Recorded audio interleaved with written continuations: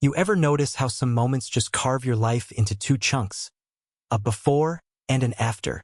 For me, that split hit with a slap. It was a loud, stinging crack that drowned out the giggles, the chime of champagne flutes, and that sappy tune the string quartet was sawing away at. We were celebrating 5 years of marriage, and there I was, sprawled on the ground, dazed, my face burning and my ears buzzing like a busted radio. The woman I tied the knot with, the same one who used to murmur forever in my ear, towered over me like I was some lowlife crook hauled in from the gutter. "Give back the watch, Lucas!" she yelled. Her mascara streaked not from tears but pure rage. "You're a disgrace." The whole mess kicked off with her mom throwing the first punch, verbally at least.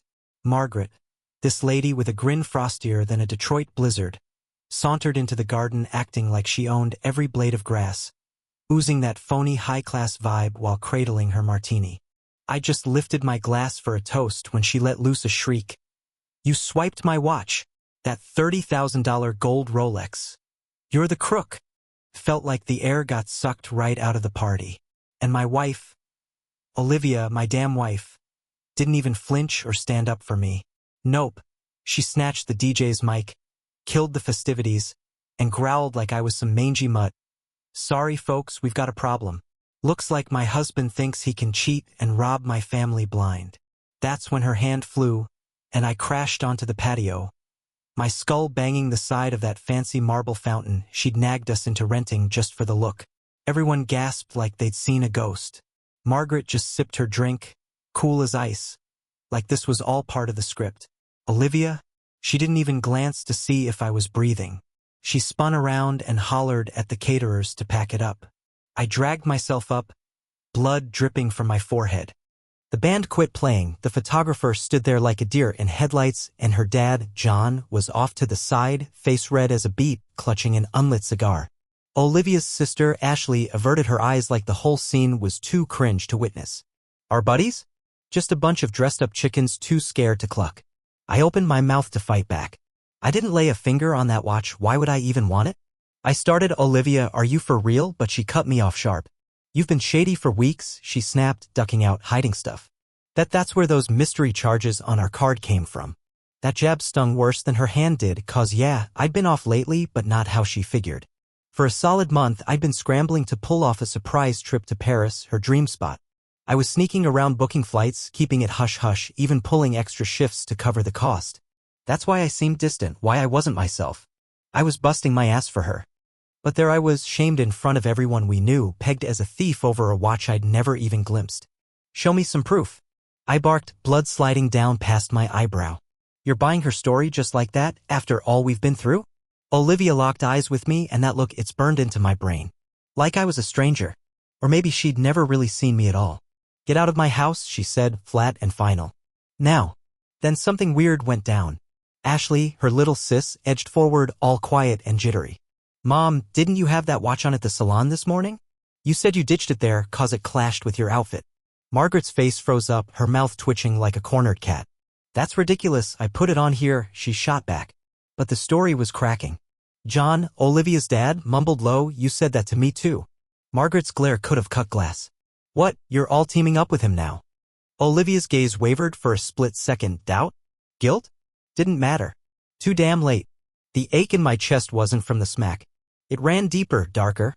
Right then it clicked, this wasn't about any watch. It was a setup, a distraction. She wanted me out of the picture. But why the hell would she go this far? I stumbled away from the party, heading for the gate, shirt stained with blood, heart heavy with betrayal. I didn't realize it yet, but this was just the opening act. The real gut punch was still lurking, ready to sink in deep. That night, I just drove with no plan, no tunes blasting, no place in mind, just me, the rumble of the tires, and that slap bouncing around my head like a bad song on loop. My hands gripped the steering wheel so tight I figured I'd tear the damn leather apart. Olivia's face, icy, ruthless, not even twitching when I hit the deck, was seared into my brain like a brand. Going home wasn't an option. It didn't even feel like my spot anymore. So I wound up parked outside some all-night diner, slumped in the driver's seat for what seemed like forever, staring into space, chewing over how fast my whole world fell apart. My phone vibrated, snapping me out of it. It was a text from my buddy Tyler. "Man, that was messed up. You holding up?" I didn't reply. What was I supposed to say? That the woman I pictured growing gray with had just branded me a thief, shamed me in front of everybody, and whacked me like I was some rabid dog? Nah, I couldn't get the words out. Not yet. But I knew something was off and I had to figure it out. Around 3:42 a.m. I rolled back to the house real quiet, creeping slow, headlights killed as I eased into the driveway. Olivia's car sat there, dark and still. The place was pitch black except for this weird blue flicker glowing from our bedroom window upstairs like a TV or something. I snuck around to the back, hit up that one window that's always been a little loose, popped it open, climbed through, and padded down the hall on tiptoes. Then I caught it, a voice. Not hers. Some guy's voice, smooth and cocky, chuckling low. I stopped dead, peeked through the half-open bedroom door, and there she was, lounging on the bed, legs tucked under her fancy silk robe, sipping wine like she was on vacation. She was FaceTiming some dude, looking way too chill for someone who just flipped my life upside down hours ago. Yeah, I smacked him good, she said with a little laugh. The fool just stood there, bleeding all over himself. Total loser. The guy on the screen snickered. Man, you're brutal. Told you I'd ditch him soon, she shot back. Just needed a big scene. Mom nailed it with that watch stunt. She's a pro when she feels like it. My breath hitched, stuck in my chest like a rock. You're unreal, the guy said. He didn't suspect a thing, did he? Olivia took a smug sip of her wine and grinned. Nah, he probably thinks we're just working through stuff. That he was cooking up some dumb surprise trip again. They cracked up together. I stumbled back from the door, my heart pounding like a jackhammer, hands shaking bad. She'd orchestrated the whole damn thing, the blame, the slap, the public takedown. This wasn't a spur-of-the-moment blowout. It was a cold-blooded setup. And the kicker? She had this other guy lined up. Not a work call, not a pal, that was her new game, and I was just trash she'd swept off the table. Then I screwed up, stepped on a squeaky board. Her head jerked toward the door. Who's there? She snapped, voice like a knife. I bolted, tripping over my own feet down the hall, diving out the window and hauling ass to my car before she could even hit the stairs. My lungs were burning, my head spinning like a tornado. This wasn't just a broken heart, it was betrayal so deep I didn't even know betrayal could cut like that. By the time I peeled onto the main road, my phone was buzzing again. Olivia. For missed calls. Then a text, where you at? Did you sneak back in? What the hell are you up to? I left it unanswered. Right then, I knew what I had to do. No more second-guessing, no more pretending I could patch up what she'd torched to ashes. She was already plotting to wipe me out of her life like I never existed. Well, I wasn't about to fade away that easy, I'd make damn sure she saw that. Sleep didn't happen that night. My brain was racing, picking apart every little thing, every memory, every warning sign I'd brushed off over the last year. Her face kept flashing in my mind, taunting, cackling with that guy, jabbing the knife deeper while I was still reeling. That wasn't just backstabbing. It was something uglier, meaner. Come morning, tears weren't on the menu and neither was rage. I was ice cold, locked in. I rang up Tyler and spilled it all, everything I'd overheard, the crap she'd said, how they'd rigged the whole damn show. His voice dripped with revulsion, no filter. Man, that's some straight-up wicked stuff. I need somewhere to lay low for a bit, I told him.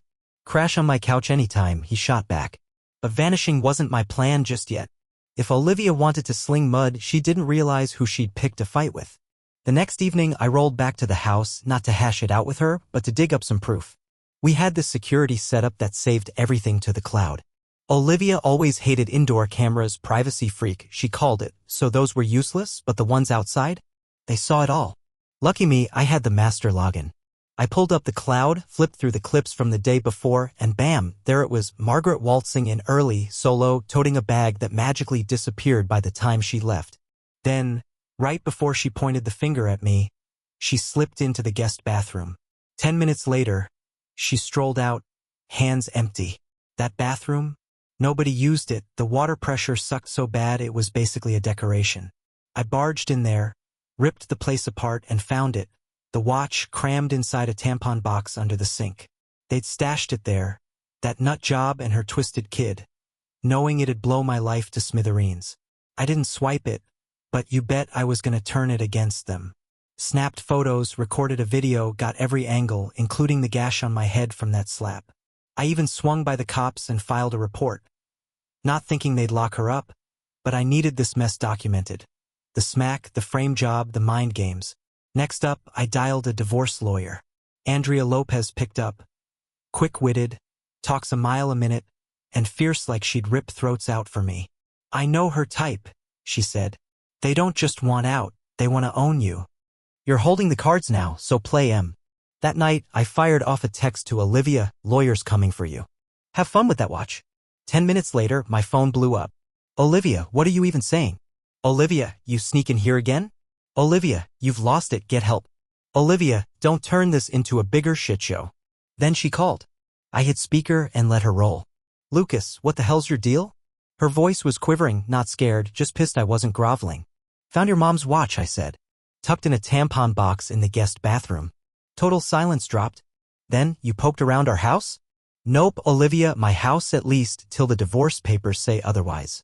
You're overreacting, she huffed. I couldn't hold back a laugh. You set me up to look like a crook in front of everybody, slapped me silly, then bragged to your boyfriend about it 5 hours later, and I'm the dramatic one? Click. Line went dead. That's when it hit me, I wasn't hitched to a human. I'd been roped into a damn act. She didn't love me, never had. I was just a prop, some schmuck playing husband while she pulled strings backstage. The curtain fell, and what did I see? Pure rot. Ego trips. Control freak bullshit. And I was done being her puppet. The week after that, blurred by piles of forms, dead air, calls I ignored. Olivia quit texting by day 3, probably her sleazy sidekick or her mom told her to cool it. Margaret still hadn't said sorry or owned up to her little Oscar-worthy performance falling apart. But me? I wasn't twiddling my thumbs. Andrea, my lawyer, not Camille like I said earlier, guess I was still reeling, was building a knockout punch, the video proof, that planted watch, the bullshit theft charge, the slap, even that FaceTime chat I'd snagged with some audio trick on my backup phone. It was rock solid, no denying it. I was ready to drop it on them like a ton of bricks. Tyler opened his place up to me and I crashed there. It was tight, reeking of sweaty socks and bottom shelf bourbon, but it felt solid, safe, no bullshit. He didn't grill me with a bunch of questions, just slapped a beer in my hand and made sure I choked down some food. One night, after we'd been sitting quiet for a while, he piped up, "You still got feelings for her?" I shot him a look like he'd asked if I enjoyed getting smashed by a semi. Nah, man. I missed the version of her I built up in my head. That's when it really slammed into me. I never truly knew Olivia. Not the real one. The girl I fell for bawled at Disney flicks and twirled around the kitchen with no shoes on. But the woman I put a ring on? That was just a fairy tale she peddled me. Deep down, she was all sharp edges, toxic words, and crocodile tears.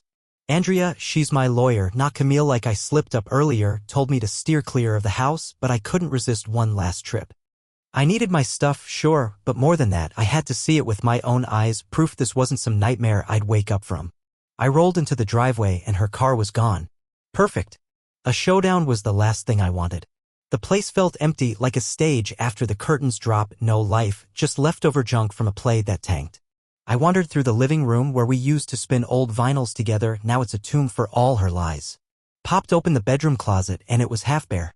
She'd already hauled some of her crap out, probably to her new guy's pad or maybe her mom's fancy estate where manipulation's on the breakfast menu. Then something caught me off guard, a little velvet box stashed up on the top shelf. I cracked it open and there was a key inside. I squinted at it, puzzled. It didn't ring any bells. A sticky note in her scrawl was stuck to it, storage unit key. Don't lose it again.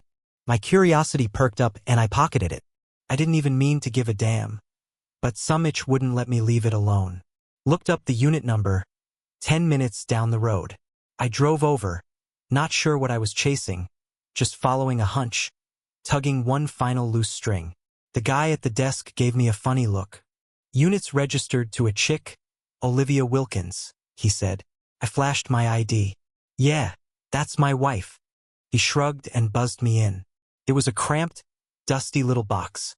A metal coffin packed with her hidden truth. I pried it open, and my gut twisted hard. Stacks of photos, not a single one with me. Just her and him. Snapshots from beach getaways, cozy hotel selfies, even Christmas mornings, some going back a whole year. One box had Malibu trip. Just us scribbled on it with a goofy red heart. She'd fed me some line about a girl's weekend for that one. Then there were folders, receipts for hotels, spa days, and the real kicker. That diamond bracelet I got her last Valentine's. Still sealed up, never touched. She didn't even bother wearing it. I sank onto the chilly concrete, hemmed in by her secret world, the one she actually lived in. She'd been stepping out on me for months, maybe more, and it wasn't just physical. She checked out way back, leaving me clinging to a ghost marriage while she sipped mimosas and swapped kisses with this other dude on sandy shores. Betrayal's one thing, this was annihilation. I'd been scrubbed out, swapped, played like a chump. I whipped out my phone, snapped pics of it all, every shot, every receipt, every polished lie she'd boxed up like keepsakes. When I stepped out of there, I wasn't shattered anymore. I felt unshackled. A couple days later, Olivia tried to rewrite the playbook. It started with a tap on Tyler's door around 9 p.m. We were knee-deep in greasy burgers and a bottle of cheap whiskey when her voice cut through. "Lucas, can we talk? Please?" Tyler glanced my way, waiting for the signal. I gave a nod and he stepped back, crossing his arms like he was guarding a club entrance. She stood there in the hall, makeup dialed up to perfection like she was reading for some part again. Her eyes welled up right on cue. "I screwed up," she murmured, barely above a whisper. "More times than I can count." I didn't open my mouth, just propped myself against the doorframe, letting her words hang there. "I don't even know what came over me," she started. "Things just spun out of control. I was pissed, felt ignored. You were always tied up, never around." I cut in. "You mean busting my ass extra hours to set up that Paris trip for you? That kind of tied up?" Her face flinched just a flicker. "I had no clue," she mumbled. "Yeah, 'cause you didn't bother asking," I fired back. "I care about you," she pushed, voice firm. "I still love you." I almost busted out laughing. She actually thought I was dumb enough, wrecked enough, to buy that line. So why cook up that bullshit theft story? Why crack me across the face? Why tell your new guy I'm a pitiful joke? Her mask slipped, eyes widening. "You heard that call?" "Every damn syllable," I said. "You weren't just over me, Olivia, you were plotting to bury me." She edged closer, her voice shaky now. "I was terrified." "Of what? A guy who adored you?" "No, of being trapped with someone who didn't even notice me anymore." I locked eyes with her, really took her in. "Here's the kicker," I said, slow and steady. "I never quit seeing you, not even when you started drifting off. I poured everything into us, stuck it out through the icy nights, the growing gap, those weird crying spells. Figured it was a rough patch, that marriage takes work. Turns out I was hitched to a friggin' phantom." Her hand reached for my arm, but I jerked back. "Don't even try. You don't get to repaint this picture now." "I don't want us to split," she whispered, barely audible. "Good thing for you, that's not your call anymore," I shot back.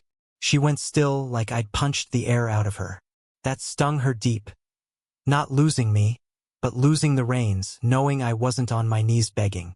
She blinked hard, opened her mouth but nothing came out, then turned and walked off, her heels clacking down the hall in a fading echo. Tyler swung the door shut. "You all right, man?" I let out a long, heavy breath. First real one in ages. But the storm wasn't done brewing. Next morning, my inbox pinged with a message from Andrea. Subject: urgent. Check this out. She'd attached a screenshot. Olivia had unloaded a whiny saga on social media, painting me as some master manipulator, saying I'd faked evidence to trash her, claiming I'd been messing with her head for years. The real gut punch? She capped it with a beach pic of her and that sleaze, captioned, "Finding peace with someone who gets the true me." I stared at it for a solid minute, watching her twist the whole damn story to play the wounded card. Andrea hit me up on the phone. She's fishing for pity, trying to sway the crowd. Don't bite back online, we'll hit her through the courts. But sitting on my hands wasn't my style. I fired up my own post, nothing fancy, no fuss, just the cold, hard facts. Uploaded the video of her mom sneaking the watch into place. No commentary, no tags, just the raw truth. Within an hour, it was blowing up everywhere. "Olivia?"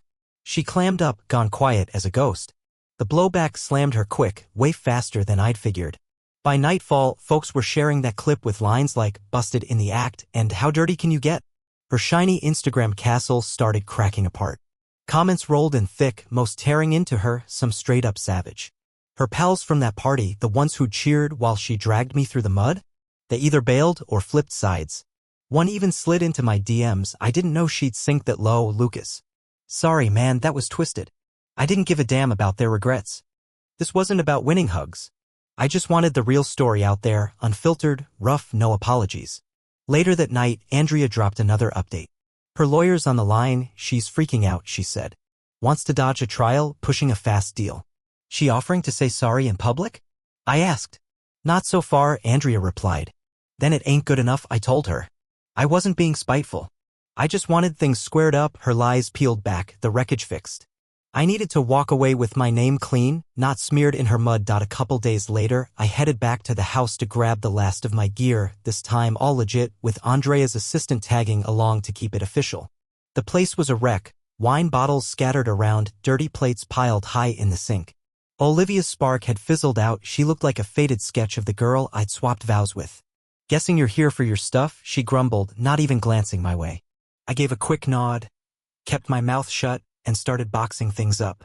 She just stood there for a stretch, arms folded, staring, biding her time. Finally, she broke the quiet. "You couldn't just drop it, could you?" I turned to face her.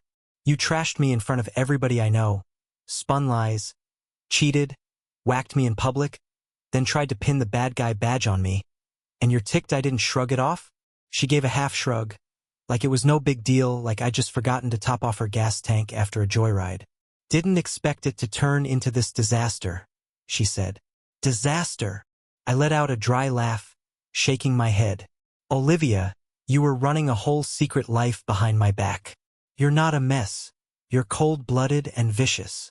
Her jaw clenched tight. "You've got no idea how it feels to be stuck in a marriage that's lost its thrill." I pivoted slow, locking eyes with her. "Want to know what sucks more than feeling stuck? Opening your eyes one day and realizing the person you die for has been putting on an act for months, twisting every friend you've got against you so they can skate away spotless." She didn't have a comeback for that. I wrapped up packing, grabbed only what belonged to me, and left the rest to rot in that empty husk of a house. As I hit the doorway, she threw out something I didn't see coming. "Funny thing, he's not even that into me. Probably never was." I stopped cold. "So why torch everything we had?" Another shrug. "Felt good, I guess, for a hot minute." That was the realest thing she'd said to me in forever. I didn't turn around, just kept walking. A week later, I settled into a little spot of my own, nothing flashy, just tidy, peaceful, and all mine. No mind games, no forced grins, no tiptoeing around. Tyler pitched in with the move.